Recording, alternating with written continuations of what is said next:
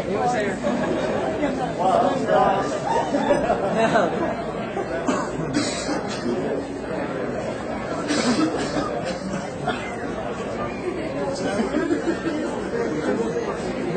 feet excited here. It's getting warm in the room, I can feel it. Vinnie will appreciate your very warm welcome. Okay, I'm thinking about ready.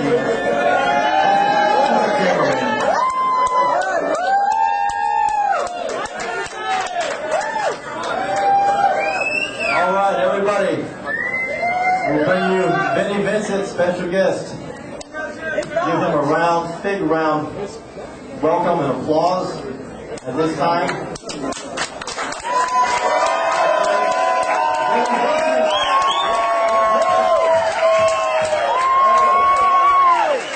Big round welcome.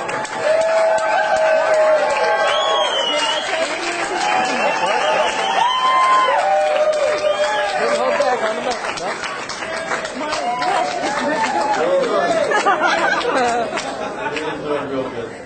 Can't see you. How's everybody doing? Right. Can you hear them out there? No. That's what I just said.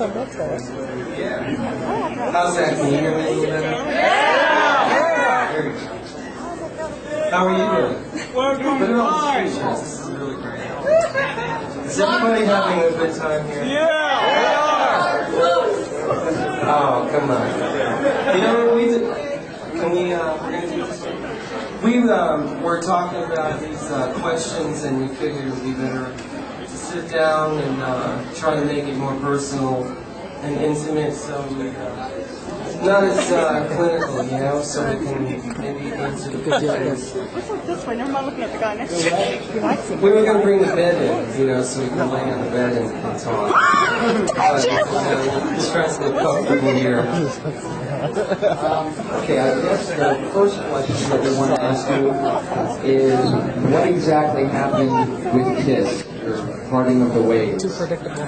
That's going to be your first one. You're going to give me the hardest one first. The hardest one first. You sure you don't want to go backwards and then lead up to that? Okay, you want to get back to that? I don't know. Is that one good for everybody? Yeah! Just talk, Vinnie. Participation. That's good. That's what we want. This I have to tell you is a very.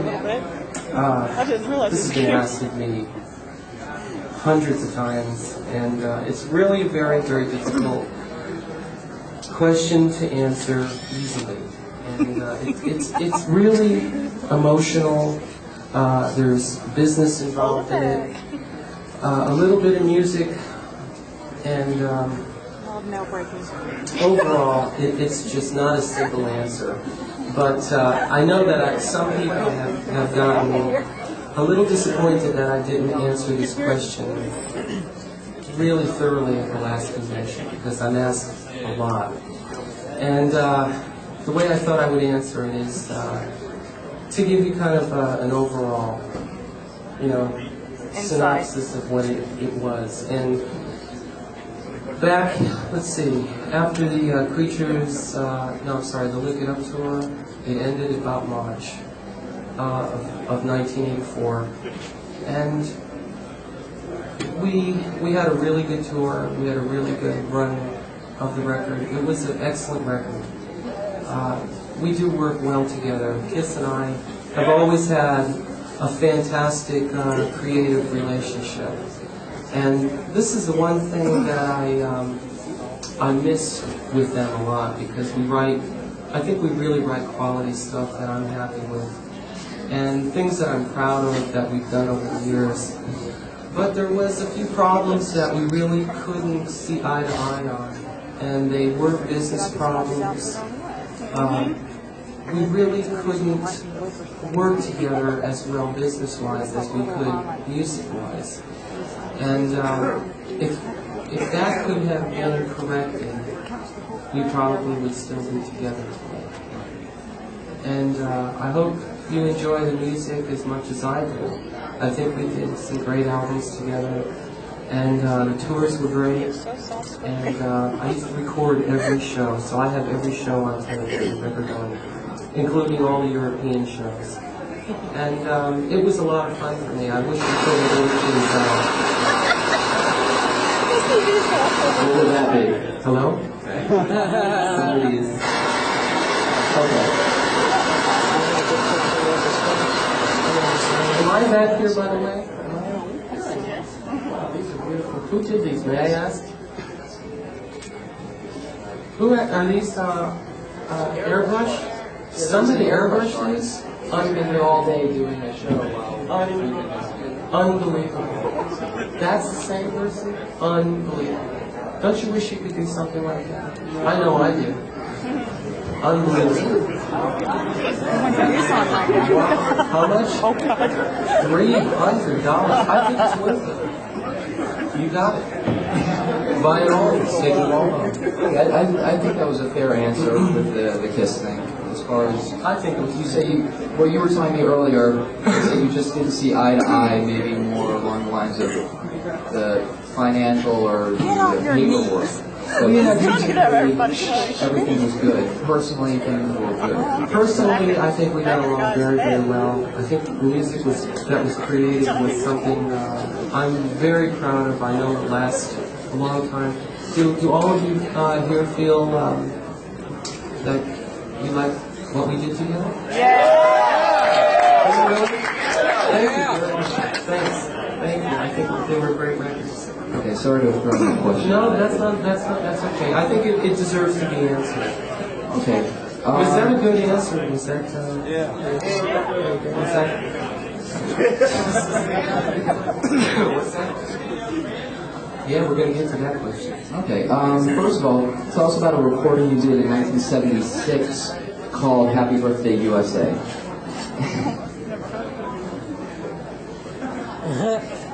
Great question. Great question. When you asked me that in the car, it was a great question.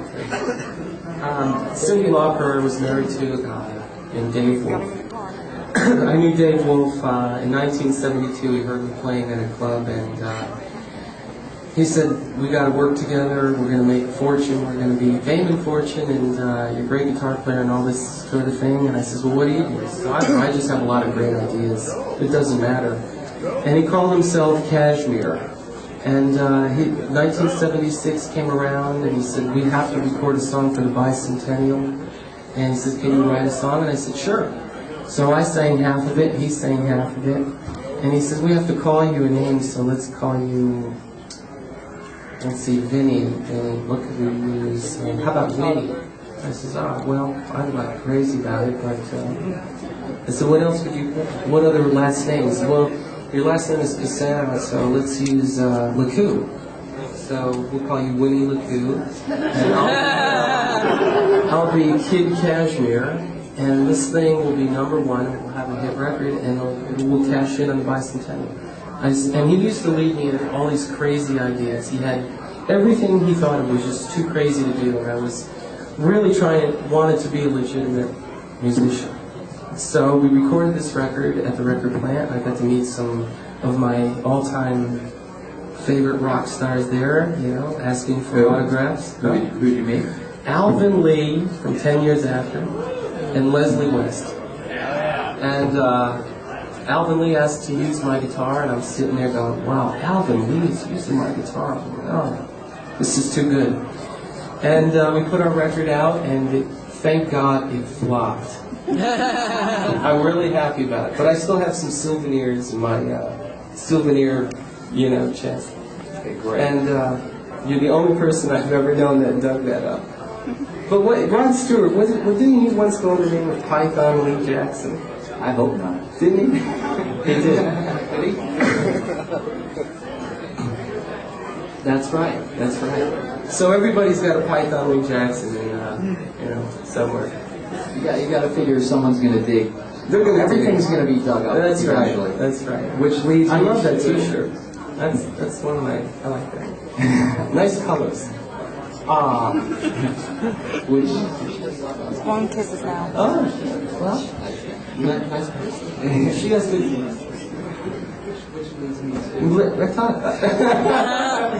Go ahead. Okay, which leads to the second question. We were trying to figure out questions in the hotel room. Right.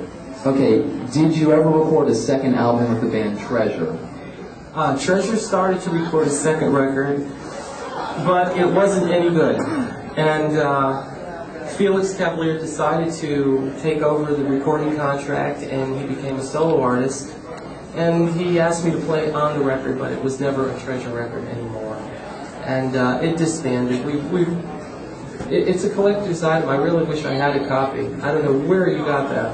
Right. There were very few sold, so it was.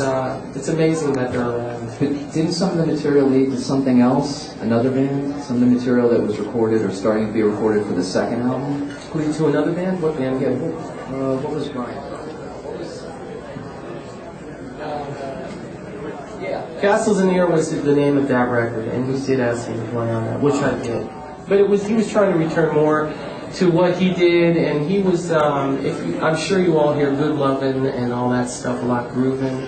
He was a singer and keyboard player for the Young Rascals, and that's who Felix Cavalier is. And when, in the 60s, when I was, a teenager and coming up, I was really, 12, 13 years old. I loved his band, so for me to have been playing with him was really something for me.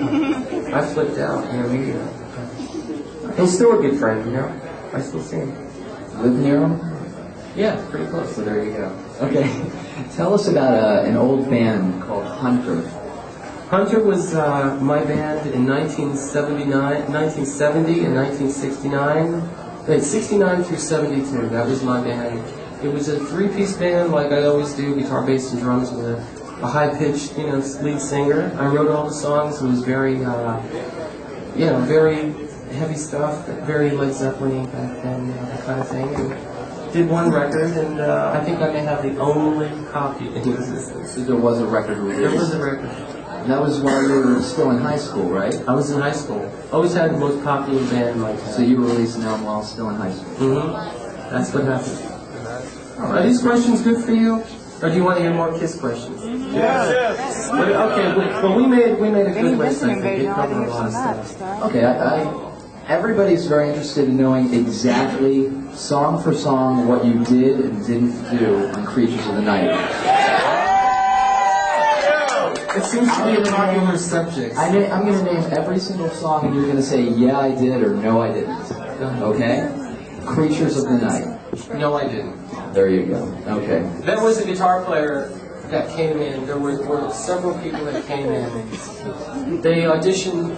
The way the auditions went for guitar players at that time was they had a lot of musicians come into the studio and play guitar players. And they would try them on several cuts and see which ones fit the band. And there was a few that came in before me, and I was the last on the stage. Okay. But this was done before I got in the band, before I got in the studio actually. What about the song Saint and Sinner? That's me on that. Keep Me Coming? That's me. Matter of fact, the story, we finished the record in Los Angeles. The record was supposedly done. Keep Me Coming was written after the record was apparently done. And Kiss were in New York. And I thought I had seen the last of them. And everyone seemed really happy with the guitar work and looked like it was a well-done record. Everyone was very happy. And I think about a week later, I said, hi, we're in New York, we wrote another song, and we're going to fly you in to record the guitar solo for that song. So we had a ball. I mean, recording that record was really a wonderful time. Does that mean you weren't really spending much time with them between tours, between albums? You kind of went your own ways, or? No, Creatures of the Night was the first record that the band did, regrouping again after Ace 10 left. And they were still formulating, the new band, putting it back together again. And I think they had found what they were looking for with me, and they thought they had all the songs recorded. They went to mix the album in New York, wrote another song, which was Keep Me Coming, and called me and said, can you come to New York to do the solo for this one? So that was the sign to me that they were very, very happy with me, and I really wanted to please them. I thought it was just a wonderful chance, and I was so proud to be on this record. I mean, it flipped me out being on this record. You know, it's like something that, you know, you dream of, and it's once in a while your dreams come true, you know. And I went to New York, played on the record, and it went really well. And eventually, I think they said, why don't you stay in New York? You're in the group. And that's basically, you know, how things happened. What about the song Danger? Danger, that's me also. Okay. I Love It Loud? That's me. I Still Love You? That's not me. We wrote that, yes. Do you know who did that? I Still Love You? I think it was Robin Ford. I think it was. And that was, he was a good guitar. that was before you came in. That was right? before I came in, right? Okay. War Machine. Because here's one thing. I was writing with the band. I was writing with Gene and Paul, but as I was writing with them, it was a really strange thing that even though I was writing, they were still having other players come in. And I don't know, I can't remember, it's been a while, it's a long time ago, but someone had said, well, let's have Vinnie play, you know, after they were auditioning all these players. And then I came in after all the songs were actually recorded. And then, you know, but since, you know, I played on the other remaining songs, but these had already been recorded. Did you wonder why they hadn't asked you to be a part of the band while you were writing with them? Was that something in your mind? Like, why are all these guitar players coming in when I'm here and I could do the job and I'm writing with them? I always used to think that. I used to watch hundreds come in, you know, and go back out. Is there a reason they told you? Actually, you know what, that's a good question. That's a very good question. I said to Gene one day, I said, you know, I really think our chemistry is great, and I really would love very much to be in the band, and I think we'd have a great band. And we were working together. We wrote I Love It Loud mainly at Diana Ross's house, because she was going together with her at the time. And for me to have been a part of that was surreal, you know.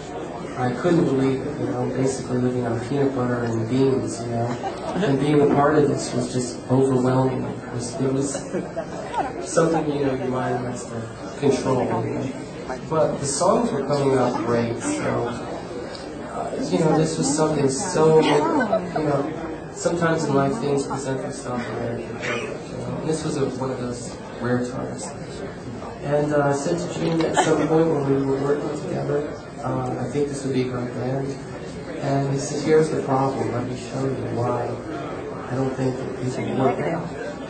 And, you know, Gene, you want... Yeah, well, you don't know the answer to this? I know. Oh, you know the story? I think I do. Does anyone know the story? No. Let's hear it. He's very tall, you know that. Definitely. Very, very tall. One of the tallest people I know. I'm 5'7". Which is, I guess it's short. 5'7", 5'9". But took me to a mirror and said, this is why. And, you know, it's like this. Here was him. And I said, I don't think that matters. You know, I really don't think that matters. I said, I think what matters is a good band. And I said, plus, you know, you're wearing all these, you know, platform shoes anyway. And I think, you know, the desire that I had to be with them and work with them, and finding ways to make things work. You know, you find ways. You know? And but when we played together and wrote together, that was the answer. You know, that was it. I told the tale. I kind of lost my place here. I don't know. Did I mention one? Are these good answers, by the way? Yeah. Are they? You're doing great, Vinnie. They're true. War Machine? Was that something you played on? Yes. Okay. Rock and Roll Hell? No, that's not it. Okay. Do you know what? No, I don't know who that was. I don't. Okay. And the last song we have listed here is Killer. That's me also. Oh, we did Back in the Streets for that record. That was a song that I wrote. That was how I first got introduced to them. Their producer was Michael Jackson. Not to be confused with Michael Jackson. To be confused with Michael Jackson. And anyway, he heard the song. It was a demo that I did. He convinced Kiss to do the song to record it. and they felt that it would be smart because it was my song to have it recorded. So that was the first recording I did. I was back on the streets. Paul sang it, and I think it was fantastic. It's still on tape, still in the can somewhere, and I think it would be nice if they released it. It came out great. I don't know if is anyone familiar with Back on the Streets? Yeah. So you know it? Great, thanks. And it came out great. He sang it great. What do you think about Exciter, the solo Exciter, and what happened with that song, and who really did it, and how it originally was, and so on? You want the truth? Well, we talked about that before. The truth would be good. The truth is always the best. I did a solo on that, which I like. Can I say something? Yes. Vinnie asked me before, there are certain things he doesn't want to make anybody look bad, but he was kind of treated badly in certain situations, and he tries not to, Vinnie likes to only say good things about people, unlike other people saying things about him sometimes. Vinnie's genuinely a nice guy. I mean, I've been with him all day, and he's a really cool guy. He's got a lot of way there. There you go. I do. I try to be really grateful for the things that happen to me, and I do like to try to help anyone else that I can. And I know what that is. But that's everyone has their own way. And anyway, getting back to this, I did a solo for it that I thought was that I liked a lot. I liked it very, very much. And there's a number of them floating around, or maybe there's some demos of it. And I went home, and after a day at the studio, and I felt this is real good. This fits the song great, whatever. And Gene called me and said, got some bad news. We listened to it, we didn't like it, and we got Rick Derringer to play on it. And I think it was a mistake. I think it was just a style mistake of mixing the wrong style in that, because it wasn't our style, And when you play together as a band, especially from a guitar standpoint, you add your style to the sound of that band, and it kind of gels it all. So it was something that I wasn't happy about, and it marked the beginning of the end. It took a long time to get to the end for me, but it was the beginning of it. And there was a number of things that happened similar to that. And, at some point, that was during the recording of Lick It Up, which was summer of 1983. By spring of 1984, that feeling, just got gradually worse, more intense, and there was a little more dissension. There were contracts that they wanted me to sign to be a member of that band, which, to put it truthfully and delicately, I wouldn't expect anyone in their right mind ever sign it. And I think that was the straw that really broke the back of that particular joining of forces, And the fact that I could not sign this contract with him really caused the final blow. And when I left the Lick It Up tour, I guess we were trying to still work out the contract arrangements, but they were really overbearing, overreaching, and I would have been, shall I say, or should I not?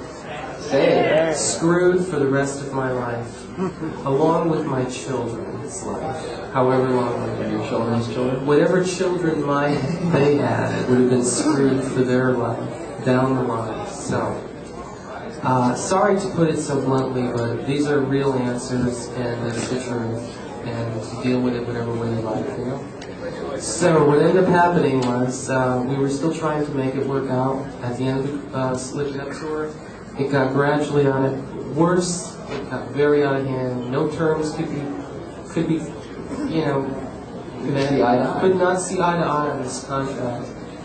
And the last I heard from Gene and Paul was, we're each going to write our songs. We're going to be doing a new record real soon.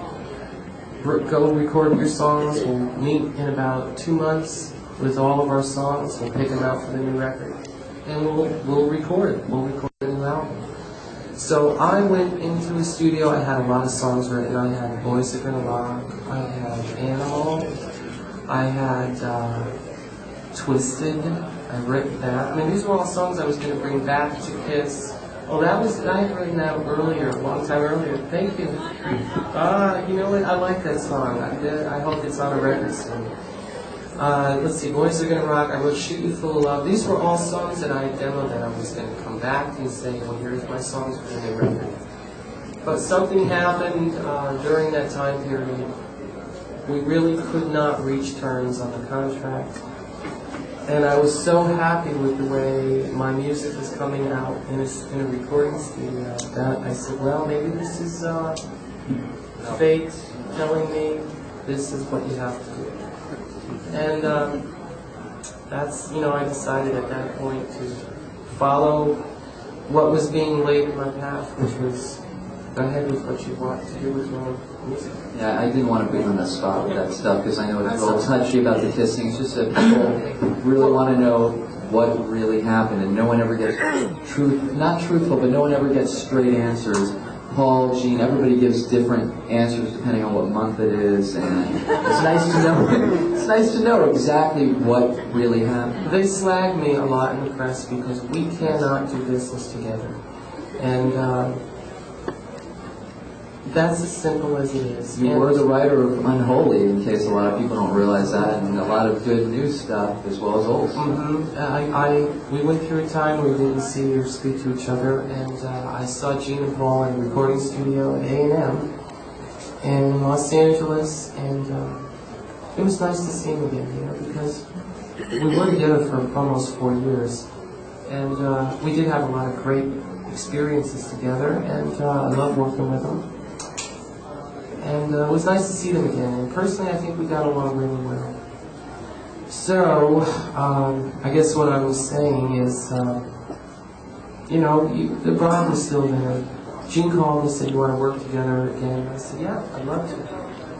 We got together, and it clicks, it always works. And we wrote a lot of great songs for that record. Stuff that I really feel should have been on Revenge wasn't on there. That we wrote. Is there anything that, any of those songs that you're talking about that you will release? No, I think they were songs that we wrote together that were really good. I mean, they could have been real, exceptional pieces of music. But for some reason they chose not to use them.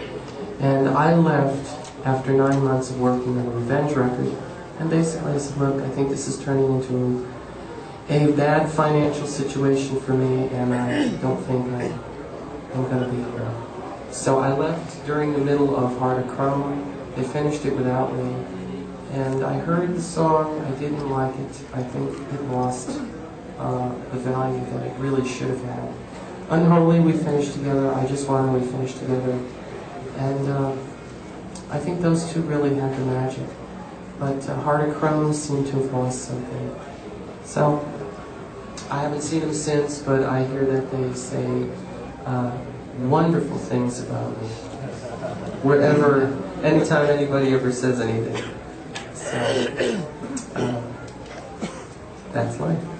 But I will point out the fact that Vinnie does not ever say anything bad about his days with Kiss. I try not to. There are some sores, and sore spots and wounds, but overall, I was blessed to have been in such a amazing situation with such a band that was really such a phenomenon and so important to so many people. So I'm honored to have been a part of it. There's a very, very strange rumor going around, and a lot of people are saying that you weren't actually at the Lick It Up photo session, and that you were cut into those pictures and it was spliced together, and there's a lot of people that believe that. Could you just tell everyone what did or didn't happen with that? Hysterical. Only because I was there and that camera was clicking away. That was a real photo session. I was there. It was everyone together. And I don't know how that might have come about. I really don't know. They say it was a mannequin, huh? Pasted the head That's on. what they say. That's what they say. It could be. I mean, anything. I won't say who started the rumor, but Anything is possible photos, but no, that's the truth. That was a real photo session. I have different outtakes of that record cover with us posing in different positions.